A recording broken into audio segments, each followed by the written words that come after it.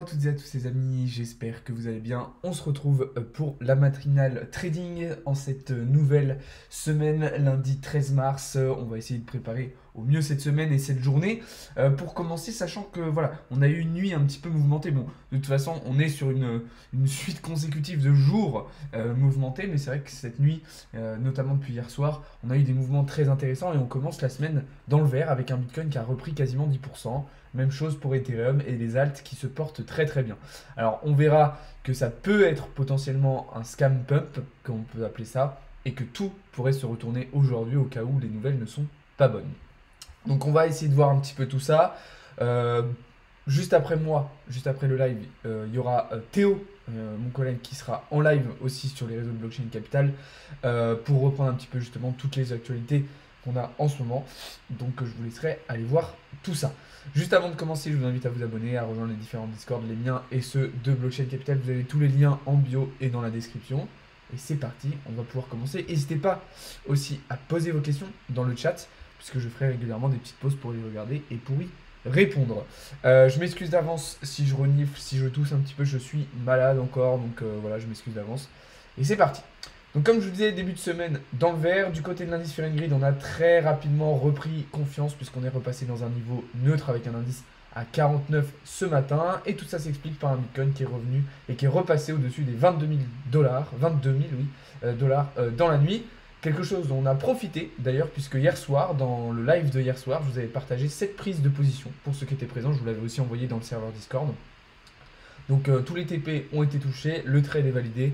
Un bon moyen de clôturer une semaine et d'en commencer une autre. Alors maintenant, la question principale va être, est-ce que c'est un scam pump, comme on a pu déjà avoir un certain nombre de fois les dimanches soirs, avant un retour vers le bas? Sachant que cette hausse qu'on a eue hier soir a été aussi un petit peu alimentée par les premières bonnes nouvelles qu'on a eues justement depuis hier soir. Quelles sont-elles ces bonnes nouvelles? Eh bien, on a appris que voilà, la Fed et le gouvernement américain allaient couvrir tout ce qui s'était passé ces derniers jours avec Silicon Valley Bank et avec la Signature Bank aussi, la deuxième plus grosse banque crypto du monde qui a été fermée par les autorités américaines.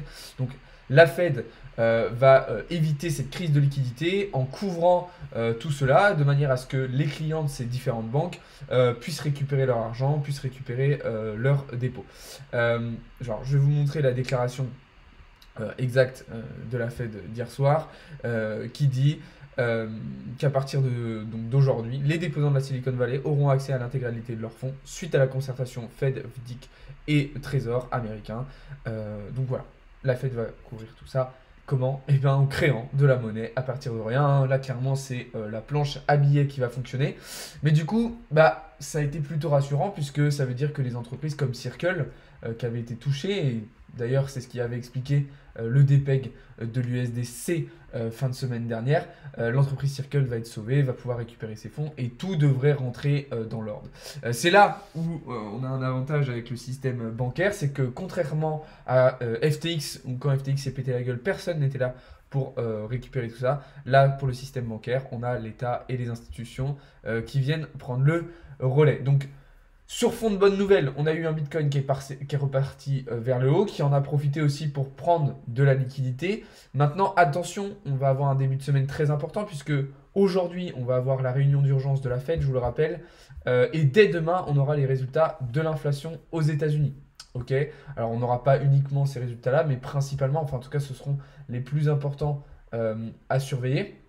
Donc évidemment, ça va être un début de semaine, j'ai envie de dire un petit peu tonitruant, qui va commencer sur les chapeaux de roue et qui va probablement créer pas mal de volatilité sur le marché. Sachant que aujourd'hui, voilà, vous vous en doutez, mais à 15h30, il faudra évidemment suivre l'ouverture des marchés américains, puisque ça va être un petit peu l'élément perturbateur potentiellement de ce début de semaine et qui va changer pas mal la donne. Donc voilà un petit peu ce qu'on peut dire déjà pour introduire ce début de semaine qui va être très passionnant. Alors évidemment, on sera un maximum de temps en live avec vous. Salut Théo, pour décrypter tout ça, pour analyser tout ça, pour comprendre tout ça. Donc voilà, je vais checker un petit peu vos premières questions. En tout cas, merci beaucoup à tous ceux qui sont présents. N'hésitez pas à continuer justement à poser vos questions, à vous abonner, etc. J'espère que vous avez passé un bon week-end et j'espère que ce début de semaine se passe bien pour vous. Salut, tout est vert. Ouais, ça fait plaisir. Salut Deadpool. Salut Lucia, sur quoi tu trades? Principalement les cryptos et puis aussi un petit peu de forex. Bon alors là pour le moment on n'a pas pris de position, hein, je sais pas si on va en prendre ce matin. Euh, Moi il y avait un truc, donc comme je vous disais le trade que vous voyez ici à l'écran c'est ce que je vous avais partagé hier en live. Et sinon je vous avais partagé aussi mon analyse sur Ethereum que je vais vous remontrer puisque je considérais qu'on était sur une zone de short intéressante pour Ethereum. On avait, comme vous voyez, une convergence entre un niveau de résistance, les niveaux 0,618 de Fibonacci, et la volonté, alors c'était en 12 heures, voilà, et la possibilité aussi bah, voilà, de revenir chercher ici ce support et de la liquidité vers le bas. Alors, pour le moment, on voit qu'on s'est attaqué au nuage d'Ishimoku. Moi, je ne suis pas encore rentré en position, hein. Je vais attendre de voir un petit peu comment va se dérouler cette journée. Mais on a une zone plutôt intéressante. Donc là, vous voyez, par exemple, on pourrait déjà choper un meilleur prix d'entrée. Donc c'est quelque chose que je vais surveiller, un potentiel retournement sur Ethereum. Sachant que voilà, je suis pas forcément ultra optimiste, même si les bonnes news potentiellement qu'on va avoir, comme je vous le disais à l'instant, euh, vont potentiellement pouvoir un petit peu emballer le marché. Sachant que en plus de ça, on a un dollar qui est en train de mettre une config baissière en forme, une structure baissière en forme, et qui pourrait potentiellement retracer un petit peu plus bas, ce qui nous laisserait de la place, évidemment, sur Bitcoin et sur Ethereum. Donc voilà, et sinon sur les alts, bah, je ne sais pas si vous le saviez, mais la semaine dernière, je vous avais partagé plein de scénarios bullish sur les alts. Alors certains sur lesquels on s'est positionné, d'autres pas, puisque tous les prix d'entrée n'ont pas été touchés. Euh, d'accord, mais en tout cas des très bonnes réactions sur les zones qu'on surveillait. Je pense par exemple ici au fil qui démarre très bien, FTN même chose, ou encore GLD. Euh, donc, euh, donc voilà, plein de positions très intéressantes qui ont été partagées la semaine dernière. Je vous laisserai aller voir tout ça. On a pris notre liquidité maintenant, donc vraiment chaud, je ne sais pas quoi faire maintenant. En vrai, bonne réaction Théo. En vrai, personnellement, je trouve que là, vaut mieux être en observation. On vient d'avoir un mouvement impulsif. Euh, je pense que là, l'idéal, c'est peut-être de patienter un petit peu, de voir. Est-ce que on a juste pris de la liquidité et on repart vers le bas, ou est-ce que sur fond de bonnes nouvelles, le marché va pouvoir continuer à aller plus haut. Sachant que voilà, sur Bitcoin, on a quand même encore de la liquidité. Est-ce que j'ai mis mes graphes? Je sais plus. Voilà. Sur Bitcoin, on a encore de la liquidité à venir chercher plus haut, hein. Vous voyez ici, on a un pic à 22 323 dollars, qu'on a déjà partiellement récupéré d'ailleurs. Mais vous voyez qu'on en a d'autres, on en a d'autres plus haut, hein, à 24, à 26, même ici avant à 23. Donc on a de la liquidité à revenir chercher un petit peu partout, d'accord, au-dessus de nous. Alors certes, en bas aussi, mais du coup, ça serait pas non plus totalement déconnant de voir un Bitcoin s'envoler, j'ai envie de dire, même si c'est pas forcément le scénario que je privilégie pour le moment. C'est évidemment quelque chose qu'il faut prendre en compte dans son analyse. Donc voilà, pour le moment, donc sur ce début de semaine, bah forcément, moi je vais un petit peu moins me positionner. Là, j'ai profité du week-end, enfin de cette fin de week-end pour prendre un certain nombre de trades. Là, on va être prudent. Encore une fois, je vous disais, réunion de la Fed, ouverture des marchés américains aujourd'hui. On va avoir les résultats de tout ce qui s'est passé sur le système bancaire, hein, puisque je vous rappelle que on a eu un certain nombre de banques, hein, qui ont été en difficulté, hein. Il y a eu, alors certes, la Silicon Valley Bank qui a fait faillite, Signature Bank qui a été fermée par les régulateurs, mais il y a un certain nombre d'autres banques qui ont été aussi en difficulté ce week-end. Donc on va avoir une visibilité un petit peu sur ça au cours de la journée. Donc ça va être intéressant à voir et à surveiller. Et puis comme je vous le disais, bah, dès demain, on aura les résultats d'inflation aux États-Unis. Alors, ce ne sera pas les seuls résultats importants à suivre cette semaine, hein. Je vais vous partager de toute façon après sur les réseaux et sur le Discord le programme est macro de la semaine, mais on aura pas mal de résultats. Je pense notamment au prix de production et les ventes au détail mercredi aux États-Unis, la production industrielle chinoise mardi. Jeudi, on aura les résultats, on aura un discours de la garde et les résultats de la politique monétaire de la BCE. Vendredi, on aura l'inflation en Union européenne. Donc, on va avoir des choses très intéressantes à surveiller cette semaine et très importantes à surveiller cette semaine. Donc, il va falloir être très prudent, évidemment, de ce point de vue-là, et rester très attentif à tous ces mouvements, sachant qu'il va y avoir de l'opportunité dans tous les cas, que ce soit à la hausse ou à la baisse, on va pouvoir saisir un certain nombre d'opportunités. Donc ça, c'est quand même un point intéressant. Donc voilà un petit peu ce qu'on pouvait dire sur ce début de semaine qui s'annonce passionnant. Encore une fois, j'espère que vous avez passé un bon week-end. Je vais checker un petit peu vos questions. En tout cas, merci à tous ceux qui sont sur ce petit live matinal pour faire le point et bien commencer la semaine. Oui, on est sur TradingView là. J'ai acheté à 19 000. Tu penses que je dois vendre maintenant? T'as acheté en spot ou sur un trade, tu veux dire? J'utilise quel broker pour les cryptos MEXC? Même si on n'appelle pas forcément ça un broker du coup.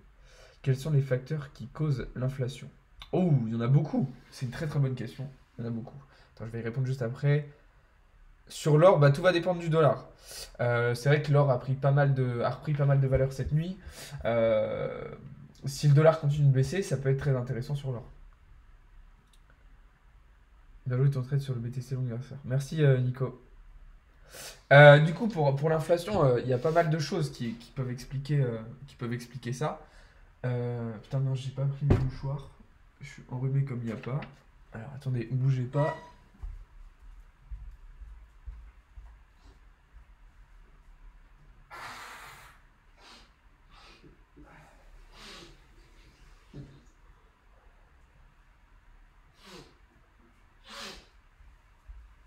Excusez-moi les amis. Euh, du coup, pour l'inflation, il y a pas mal de choses en fait qui provoquent l'inflation et qui sont facteurs d'une augmentation de l'inflation. Euh, non, j'ai pas un groupe Telegram, tout se passe sur Discord, user. Maintenant, aujourd'hui, la forte inflation qu'on connaît et qu'on a un petit peu partout dans le monde, elle est principalement due à des politiques monétaires des institutions des banques centrales de planche à billets. C'est-à-dire que depuis une vingtaine d'années, et on continue de le faire, on a l'exemple aujourd'hui avec la Fed là, qui injecte de l'argent pour couvrir les problèmes des banques. Ça fait 20 ans qu'on a des politiques d'injection et de planche à billets, et tout ça à un moment crée de l'inflation. Pourquoi? Parce que quand vous injectez de la liquidité, de la liquidité, de la liquidité, de la liquidité, à partir de rien, parce que c'est ça, c'est à partir de rien, et ben à un moment donné, votre monnaie se dévalue, elle perd de la valeur, et du coup, ce qui fait que les prix montent, et on a un début d'inflation. Alors après, c'est pas les seules raisons. Par exemple, euh, on a eu aussi le Covid qui a exagéré cette inflation, volontairement ou non, ça c'est un autre débat. On a aussi le conflit actuel d'un point de vue géopolitique euh, qui exagère cette inflation. Maintenant, tout ça arrive dans un contexte et pas forcément sans raison. Je suis tombé hier soir sur un thread Twitter, excusez-moi, je suis vraiment malade, sur un thread Twitter de Anis Lajnef, pour ceux qui ne connaissent pas. C'est un ancien trader institutionnel qui aujourd'hui partage énormément de choses, de connaissances sur le fonctionnement du monde, de l'économie, etc. Et justement, donc c'est un thread qui datait de 2021, d'accord. Où il revenait un petit peu sur les politiques justement monétaires de la Fed et des banques centrales. Et il y avait quelqu'un dans les commentaires qui disait est-ce que toute cette situation ne pourrait pas arriver dans un contexte de conflit mondial et du coup permettre à toute cette politique d'aller plus loin. Et aujourd'hui, c'est exactement ce qu'on a. Donc voilà. Encore une fois, ouais, les serveurs Discord, vous les avez, les gars, dans les bios et dans les descriptions. Il y a les miens et il y a ceux de Blockchain Capital. C'est le nouveau projet qu'on a lancé avec, avec une superbe équipe d'experts crypto. Euh, D'ailleurs, cette semaine, on va vous partager plein de nouvelles choses sur Blockchain Capital. Il va y avoir des nouveautés, etc. Donc ça va être super intéressant. N'hésitez pas à venir voir tout ça. Donc voilà. Hello Karl. Donc voilà un peu pour répondre à vos questions. En tout cas, personnellement, en termes de trading, on a été sur une bonne semaine la semaine dernière, avec notamment pas mal de prises de position qui ont été partagées en live.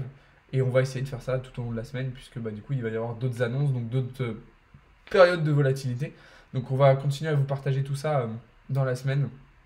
Donc n'hésitez pas à venir vous abonner, à rester connecté. Et comme dit Théo, on va vous partager, moi vous savez, sur mes réseaux, bah, je vais vous partager un petit calendrier de la semaine avec les programmes de live et tout. Et bah là on va faire pareil avec Blockchain Capital, on va vous mettre un planning avec tous les lives de la semaine. Donc quand ça sera moi qui ferai les lives, quand ça sera Théo, quand ça sera Sandro, quand ça sera Nico, on vous aurez tout un petit programme pour savoir, bah voilà, tel jour à telle heure, vous aurez un live sur ceci, un live sur cela, avec telle personne, etc.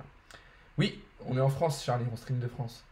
Donc ça va être cool, parce que du coup, vous allez être blindé de live tout au long de la semaine. En fait, vous aurez du contenu, et puis en plus on vous met très régulièrement et quasiment systématiquement les rediffusions justement de ces lives sur notre chaîne YouTube Blockchain Capital. Si l'inflation monte à 5% sur le marché, ça baisse. Alors l'inflation est déjà à plus de 5% hein, dans la plupart des pays. En France elle l'est, aux États-Unis elle l'est. On est déjà largement à plus de 5%.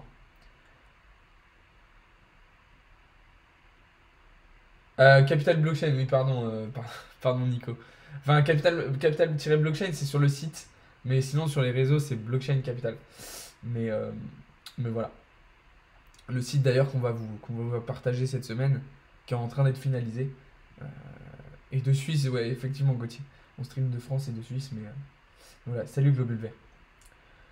Donc voilà un peu pour ce début de semaine. En tout cas, ça fait du bien d'avoir un peu de vert, ça fait du bien d'avoir un Bitcoin qui reprend de la valeur. Faut pas non plus trop s'enthousiasmer et trop s'emballer, mais ça fait plaisir. Surtout qu'on était en longue dessus en plus. Dans Maurice, Nuena, hop, j'ai rien compris. Merci Deadpool. Le BTC a fait un gros rebond, effectivement. Alors, c'est un rebond aussi, j'en profite pour revenir là-dessus, hein, parce que c'est vrai qu'on a regardé BTC à court terme, mais on l'a pas regardé sur du daily, mais j'en profite pour vous dire que, enfin, pour vous rappeler qu'en plus là, BTC, il a rebondi après avoir comblé le gap CME juste sous les 20 000 $. Vous voyez, c'est vraiment chirurgical, c'était une zone qu'on surveillait justement, et on a très bien réagi. Là, ce qui est intéressant, c'est que sur du daily, on a complètement explosé la Tenkan, on s'attaque actuellement à la Kijun, on a réintégré le nuage. Alors, tout n'est pas encore totalement bullish, hein, mais c'est plutôt intéressant. Sur du daily, on reste baissier pour le moment, on n'est pas encore haussier. Mais sur des plus petites unités de temps, on commence à l'être de plus en plus, donc ça c'est encourageant. Et puis encore une fois, sachant qu'on a de la liquidité au-dessus de nous à revenir chercher, et ça c'est intéressant. Donc après, c'est ce que je vous disais aussi la semaine dernière, ce qui est compliqué dans ces périodes-là, c'est que en fait les news et les actualités prennent le dessus sur l'analyse technique. C'est-à-dire que quand on a des telles actualités, on a des tels résultats en attente, on a des tels niveaux de tension sur le marché, que en fait l'analyse technique devient un petit peu moins pertinente et elle se fait dépasser par des actualités qui vont avoir plus d'impact en fait. Donc c'est pour ça que dans ce genre de période, il faut faire attention avec l'analyse technique. Il faut énormément aussi se concentrer sur le fondamental pour comprendre en fait un petit peu tout ça. Parce que concrètement, si vous le faisiez, bah, par exemple hier, avec les bonnes nouvelles, même sans faire d'analyse technique, c'était jouable, largement jouable, de prendre un long sur Bitcoin justement, vu que voilà, on commençait à avoir des bonnes nouvelles, des trucs rassurants vis-à-vis de tout ce qui s'était passé. Donc même sans technique, je dis pas qu'il fallait faire sans technique, mais même sans technique, voilà, c'était possible, c'était jouable de prendre un long sur Bitcoin. Inflation à 6,8%, ouais exactement. Salut Jérém. Tu traites pas le Forex? Alors, des fois, c'est surtout mon collègue Sandro. C'est surtout mon collègue Sandro qui trade le Forex. Donc dans les serveurs Discord, vous pouvez aller voir ça. Il vous partage principalement des positions sur Euro-USD. Moi, ça m'arrive aussi de prendre des petites positions dessus, mais c'est un peu plus rare. Parce que bah, tout simplement, j'ai un peu moins le temps de prendre des positions dessus. Déjà que sur la crypto, j'ai moins le temps. Alors sur le Forex, je vous laisse imaginer. Mais pour l'analyse fondamentale, il faut des bons sites d'actualité aussi pour trade. Oui, bah, c'est pour ça que je vous en ai partagé. Hein. Ça fait aussi partie de la formation qu'on vous propose. Donc des trades comme investing.com, Forex Factory, The Kingfisher, Glassnode, Bloomberg. Tous ces sites-là sont évidemment très très importants. Salut CryptoPool. Donc voilà. Qu'est-ce que je voulais vous dire d'autre? Sinon pour ce matin, j'avais noté d'autres petites choses, même si de toute façon Théo sera en live après moi pour parler des actualités principales. Donc je vais pas m'éterniser là-dessus. Ah oui, je voulais vous montrer un petit truc. On parlait justement d'inflation tout à l'heure. Je voulais vous montrer un petit graphique sur lequel je suis tombé sur Twitter ce week-end. Qui nous parvient de Moneyvox et qui nous montre en fait le rendement réel du livret A en prenant en compte l'inflation. Et bien en fait le livret A n'est quasiment jamais rentable. Vous voyez qu'on a eu des légères petites périodes où il y a eu des taux d'intérêt qui ont dépassé un petit peu l'inflation, mais la plupart du temps c'est pas le cas. Et aujourd'hui, depuis 2017, on a un livret A qui est largement perdant vis-à-vis de l'inflation. Donc pour toutes les personnes qui gardent énormément d'argent en banque, je ne dis pas qu'il ne faut pas en garder, parce qu'effectivement, avoir de l'argent sur un livret A, d'avoir de l'argent à la banque, ça reste utile dans le sens où vous avez un matelas de sécurité et de l'argent qui va être disponible très rapidement. Normalement, je dis bien normalement parce qu'on a bien vu que quand la banque faisait faillite ou que c'était la merde, bah, l'argent n'était plus forcément disponible. Mais en théorie, et si tout se passe bien, c'est un argent qui est dispo, c'est un argent qui est là très rapidement. Mais si vous avez un assez sur ce matelas de sécurité, rien ne sert d'accumuler, d'accumuler, d'accumuler, d'accumuler. C'est de l'argent qui va perdre de la valeur, qui ne va pas vous servir. Et c'est en aucun cas un placement. Ne considérez surtout pas le livret A comme un placement. Ça, c'est très important de le comprendre parce que si vous réfléchissez comme ça, bah, en fait, vous allez perdre de l'argent à long terme, surtout dans des périodes d'inflation importantes telles qu'on a aujourd'hui. Donc ça me tenait à cœur de vous le partager. Bon les amis, je vais pas rester plus longtemps en live, vous voyez que c'est un peu galère pour moi ce matin, je suis super enrhumé, j'ai pas de voix, c'est pas forcément facile. Donc on a fait un bon petit tour déjà sur le marché, de toute façon je vais vous partager après là sur les différents réseaux des analyses, du contenu, etc. pour que vous puissiez avoir tout ça. Et puis de toute façon la rediff de ce live sera mise sur la chaîne YouTube de Blockchain Capital, donc je vous laisserai aller voir tout ça juste après. Je vais faire un live en expliquant ce sujet de A à Z pour bien expliquer les amis. Ok, cool Théo, ouais bah voilà. Théo qui va revenir sur ce sujet-là dans son live juste après moi. Donc je vous laisserai aller voir tout ça. Je reprends un petit peu vos questions et puis après je vais m'arrêter là pour ce matin. Est-ce que ça vaut le coup l'automate? Qu'est-ce que tu veux dire par automate? Le trade n'est pas une science exacte. Bien consulter les dossiers. Exactement Charlie. Salut Flo. Donc voilà les amis, merci beaucoup d'avoir été présents. Je vais vous laisser avec Théo qui va être sur un live actualité et qui va vous parler de plein de choses intéressantes. Nous on a fait un bon petit point déjà pour bien commencer la semaine. De toute façon restez connectés tout au long de la journée, je vais continuer à vous partager des analyses, des trades, etc. Donc je vous laisse aller voir tout ça. Merci à vous d'avoir été présents. Je reste pas plus longtemps, vous voyez, vu que je suis encore un peu malade, des fois c'est un peu galère de rester en live. Donc je vous laisse avec Théo et puis moi je continue à vous balancer des trucs tout au long de la journée de toute façon comme d'hab, vous inquiétez pas. Donc voilà, n'hésitez pas à vous abonner sur les différents réseaux, vous avez tous les liens dans les bios, dans les descriptions, donc n'hésitez pas à aller voir ça. Et je vous souhaite à toutes et à tous une très bonne journée, une très bonne semaine et à très vite. Salut à tous les amis.